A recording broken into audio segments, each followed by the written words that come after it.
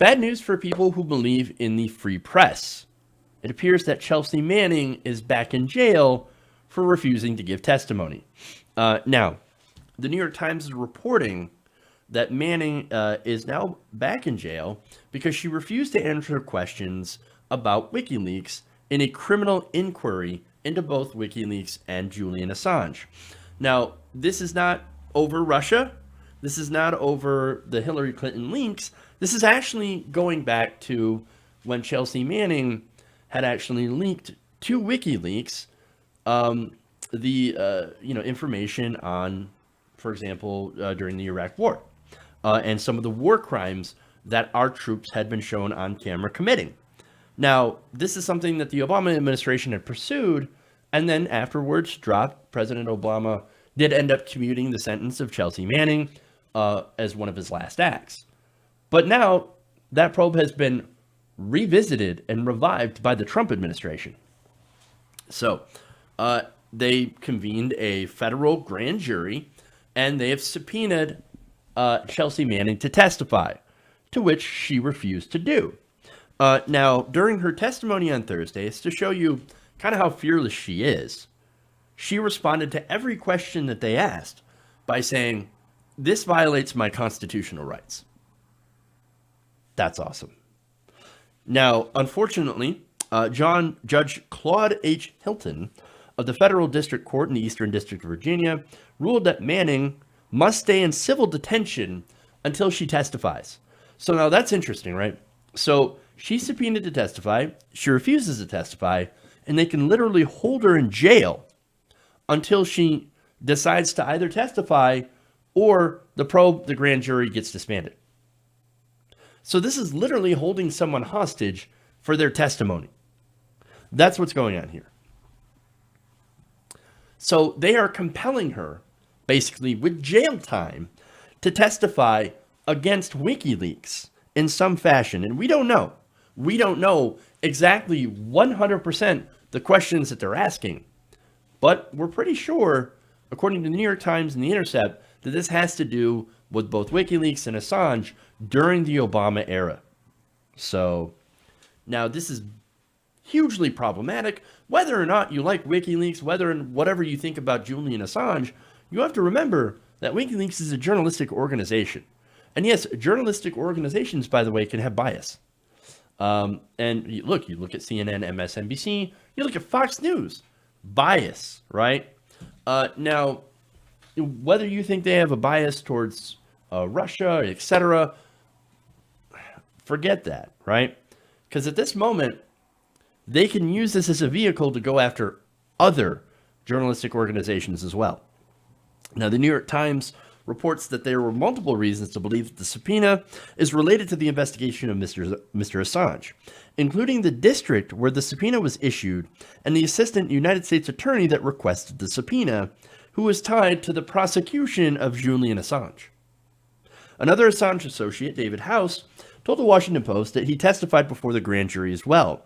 Quote, "It was all related to disclosures around the war logs," House said, in reference to the Iraq War documents that Manning released and WikiLeaks published. So, nothing about Russia, but everything about releasing those logs from the Iraq War that deeply embarrassed the military and deeply embarrassed the Obama administration. And now, for some reason, Donald Trump wants to carry that on. That's super weird, but also super relevant because it's not just a case against WikiLeaks and it's Julian Assange.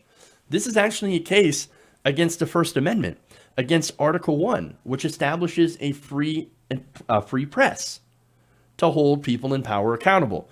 What is the one thing that Donald Trump hates the most, other than Hillary Clinton? The free press.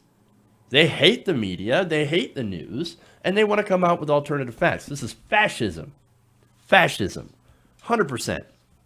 So this was about the Trump administration using this to go after, to go after the media. And for that, we go to The Intercept. They write that it should go without saying that were the grand jury related to the prosecution of Assange for revealing government secrets, this would have profound implications for the First Amendment in the media, which the Trump administration, they point out, has consistently demonized and threatened. The press, it's the enemy of the people. It's the enemy of the people. That's what Donald Trump continues to say over and over and over again. Fake news. Oh, this is bad. Trump also has made it clear that he wants to see Manning back in prison. When within the first days of him taking office, Trump tweeted this: Manning, ungrateful traitor who should never have been released from prison. Well, apparently she is now going back to prison for not testifying. Sickening. Sickening. Now, I want to go to a statement here from her support committee that said, I object strenuously to the subpoena and the grand jury process in general, which of course is pretty much in the dark, unaccountable. You can't really know what they're talking about, etc. They said, we've seen this power abused countless times to target political speech. I have nothing to contribute to this case, and I resent being forced to endanger myself by participating in this predatory practice. And that is from Manning. So this is what the Trump administration is doing. More targeting of whistleblowers, worse than even the Obama administration, and of course, attacking the press. She faces up to 18 months of imprisonment for refusing to testify for this grand jury. This is coercion. Again, if you agree to talk and testify, they offered her immunity. Oh no, go ahead and testify so we can take down Wikileaks, we can take down Julian Assange, and then we can use this to go after the rest of the media. But at least you're free. You're good. But if you refuse, then we're going to hold you in contempt and put you in prison for the next 18 months. Coercion. Absolutely. And again, this is punitive, right? Now, I want to go to Manning's civil rights attorney, Moira Metzer-Cohen, who said this statement. While the federal grand jury purports to be a simple mechanism for investigating criminal offenses, it can be, and this is her talking to The Intercept about the grand jury process, and historically has been used by prosecutors to gather intelligence to which they are not entitled. For example, about lawful and constitutionally protected political activity, which includes speech, which also includes, by the way, holding your own government accountable. Assange's prosecution for publishing Manning's leaks would expose other outlets, by the way. And that's why this is the danger. Again, if you don't care about WikiLeaks, that's fine. If you don't care about Julian Assange, that's fine. But do you care about the Washington Post? Do you care about the New York Times? Do you care about CNN? Do you care about Fox News? This would give the government the power to shut those organizations down if they have at all touched anything that was leaked from the government. Whether you're Republican or Democrat, you should look at this as deeply, deeply dangerous. Dangerous. Again, the documents that were published by Manning were also published by The Guardian, The Washington Post, and The New York Times. If you punish WikiLeaks for doing this, you open all those other agencies, those news agencies up to, and of course, that's liability, and that would set a hugely problematic precedent for journalism in general.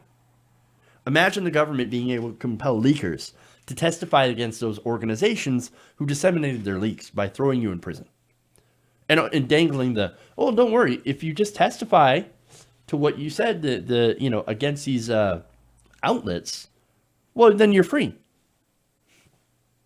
Anybody who cares about press freedom in this country should be deeply, deeply disturbed by what's going on here right now and has to stand by Chelsea Manning. One last line here from The Intercept here that points out the role that Manning is specifically playing. The fact that it is Manning who must once again bear the weight of the government against her and risk more jail time is a stinging injustice for an activist who has already endured so much for exposing vital and damning truths. Remember, this is somebody who went to jail, who went to prison and was tortured, and nearly committed suicide twice because of the torture that she had received. Here she is doing it again. She's protecting our rights. She's doing the right thing. Manning stood up for us already. She stood up for us twice. And for us and for the First Amendment. Now we need to stand up again for her. If democracy really does die in darkness, then it's up to us, the people, to be the light, like she is. Free Chelsea Manning.